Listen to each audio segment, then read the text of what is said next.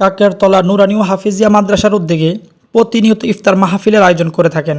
তার ধারাবাহিকতা ঠিক রেখে মাহফিলের শুরুতে পবিত্র কালামুল্লাহ থেকে এবং হামনাত পরিবেশন করেছেন অত্র মাদ্রাসা সুনামদক্ষ ছাত্ররা।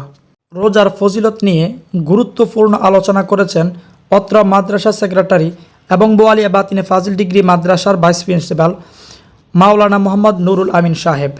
মাদ্রাসার প্রধান হিসেবে যিনি অক্লান্ত পরিশ্রম করে যাচ্ছেন হাফেজ মোহাম্মদ মাহমুদুল হাসান সাহেব এবং মাদ্রাসার যারা খেদমত করে যাচ্ছেন সকলের দীর্ঘ হায়াত কামনা করছি। অত্র মাদ্রাসার নুরানি বিভাগের সুনাম দক্ষ মাওলানা ফরিদ উদ্দিন ফরাজি সাহেব আখিরি মুনাজাত পরিবেশন করেন। পাটোয়ারি বাড়ির বিশিষ্ট দানবীর প্রবাসী মোহাম্মদ আনোয়ার পাটোয়ারি সাহেব সকলের উদ্দেশ্যে দোয়া চেয়েছেন। আল্লাহ ওনার হায়াত ও রুজির মধ্যে বারাকা দান করুন, আমিন। মুনাজাতে মাদ্রাসার প্রতিষ্ঠাতাদের জন্য এবং এলাকাবাসীর জন্য সকল কবরবাসীর জন্য দোয়া করেছেন। আসসালামু আলাইকুম রহমতুল্লাহি ওয়া বারাকাতুহু।